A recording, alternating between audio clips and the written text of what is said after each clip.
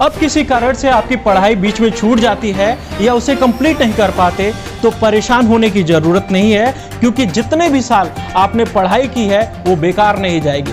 जितने भी साल आपने पढ़ाई की है उसका सर्टिफिकेट मिलेगा या आपको डिप्लोमा दे दिया जाएगा। भारत में नई एजुकेशन पॉलिसी केंद्रीय मंत्रिमंडल ने मंजूरी दे दी है। 34 साल पुराने मौजूदा एजुकेशन पॉलिसी में बड़े बदलाव किए गए हैं। इस पॉलिसी में हायर एजुकेशन सिस्टम पॉलिसी में एंट्री और एग्जिट एजुकेशन ऑप्शन दिया गया है। साथ ही स्कूल लेवल के एजुकेशन को इम्प्रूव करने के लिए भी व्यवस्था की गई है। लेकिन शिक्षा की स्थिति को लेकर कई सवाल भी उठाए जा रहे हैं और एक्सपर्ट इस पॉलिसी पर के बदलावों से चिंतित हैं। चलिए इस नए पॉलिसी को आसान शब्दों में आपके सामने रखते हैं और इस पॉलिसी से छात्रों को क्या लाभ होगा, क्या खतरे हैं और क्या परेशानियां होंगी वो आपके सामने रखते हैं। आप देख रहे हैं संवाददाता लाइव पर हमारा खास कार्यक्रम आसान शब्दों में। मैं हूं आपके साथ अर्जुन वेदांत। आज इस कार्यक्रम में बात होगी नई शिक्षा नीति में हुए बदलाव की और एक्सपर्ट ओपिनियन से समझने की कोशिश करेंगे कि यह एजुकेशनल पॉलिसी जो आई हुई है स्टूडेंट्स के लिए कितनी बेनिफिशियल होंगी। चलिए इस शिक्षा नीति में जो मोटी मोटी बातें हैं वो हम आपको बता दें।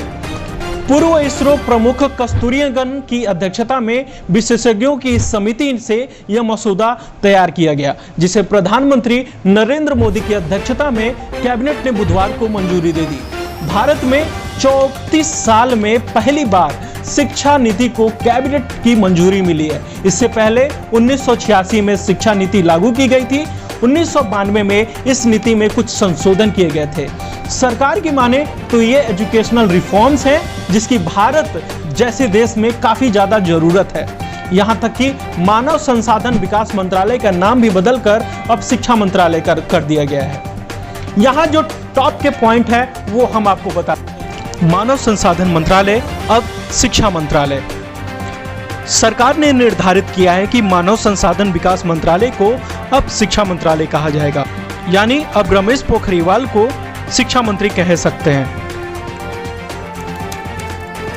एंट्री और एग्जिट एजुकेशन प्रणाली, ये बहुत ही महत्वपूर्ण बदलाव माना जा रहा है, क्योंकि इनमें उन छात्रों को मदद मिलेगी जिनकी पढ़ाई किसी कारणवश छूट जाती है। अब नए शिक्षा नीति और पद्धति की वजह से बीच में ही पढ़ाई छोड़ने वाले एक तय समय सीमा के भीतर वापस पढ़ाई दोबारा ज्वाइन करने का उनको ऑप्शन मिलेगा। अगर वो दोबारा पढ़ाई जारी नहीं करना चाहते तो उन्हें डिग्री, सर्टिफिकेट, डिप्लोमा का विकल्प दिया जाएगा। इस बदलाव में खास बात यह है कि आपके अधूरी पढ़ाई को अब मान्यता मिलेगी और यह हो पाएगा कि हमारे नए शिक्षा पद्धति के कारण, जिसके तहत अगर आप 1 साल की पढ़ाई किए हैं तो आपको सर्टिफिकेट दी जाएगी। अगर आप 2 साल कंटिन्यू किए हैं तो आपको डिप्लोमा दी जाएगी और अगर 3 साल या उससे अधिक की पढ़ाई आपने कंटिन्यू किया है तो आपको डिग्री का विकल्प दिया जाएगा। हायर एजुकेशन की बात करें तो एमफिल अब नहीं होगा, उसे हटा दिया गया है। अगर आप शोध करने में इंटरेस्ट रखते हैं तो आपको 4 साल की डिग्री प्रोग्राम करने दिया जाएगा, यानी 3 साल की डिग्री के साथ 1 साल मास्टर करके आप पीएचडी के लिए अप्लाई कर सकते हैं।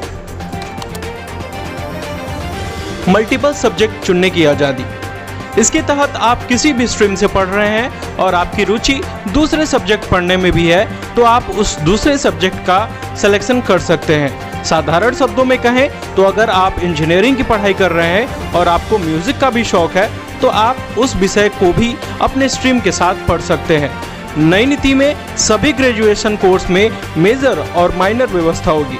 जैसे साइंस स्टूडेंट्स के लिए फिजिक्स मेजर होगी और वो म्यूजिक को माइनर के तौर पर चुन सकते हैं, या यूँ कहें तो फिजिक्स ऑनर्स में अब म्यूजिक को भी ऐड किया जा सकता है। अब इस पॉलिसी में जो सबसे चर्चित और सबसे विवादित पॉइंट है, इस रूल के माध्यम से 5वीं तक की पढ़ाई का माध्यम लोकल या मदर लैंग्वेज करने की बात कही गई है। इसके अनुसार विदेशी भाषाओं की पढ़ाई सेकेंडरी लेवल पर होगी।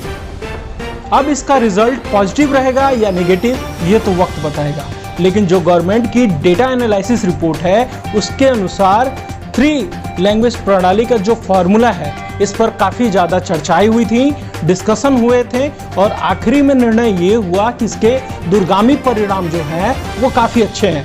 यानी कि छोटे बच्चे अपने रीजनल या मातृभाषा में किसी चीज को ज्यादा अच्छे से समझ पा रहे थे।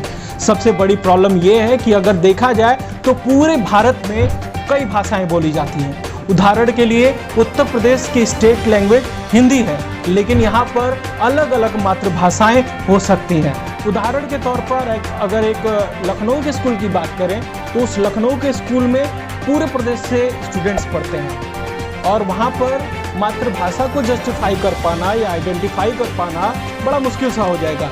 साधारण शब्दों में कहें तो अगर किसी का भाषा जो मातृभाषा है वो भोजपुरी है या किसी का मातृभाषा अवधी है तो इसको इम्प्लीमेंटेशन कर पाना थोड़ा मुश्किल लगता है। सबसे बड़ी दिक्कत यहाँ ये होती है कि अंग्रेजी भाषा को अब ग्लोबल भाषा कहा जाता है और अगर बेसिक ग्रेड के क्लास से अंग्रेजी भाषाओं के क्लासेस नहीं होंगे तब आज के जीवन शैली में कहीं ना कहीं जस्टिफिकेशन।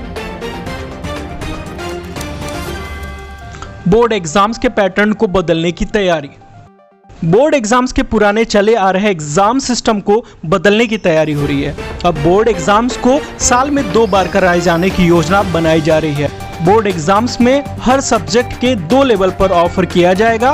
बोर्ड एग्जाम्स में यह भी कहा गया है कि इसमें सिर्फ नॉलेज टेस्ट किए जाएंगे जो रट कर याद करने की पद्धति को बदलेगा। छात्रों से ऐसे ही सवाल पूछे जाएंगे जो रोजमर्रा की चीजों में इस्तेमाल हो सकेंगे। सीधे शब्दों में कहें तो छात्रों को रियल टाइम के सवाल पूछे जाएंगे जिनसे वो खुद को रिलेट कर पाएं।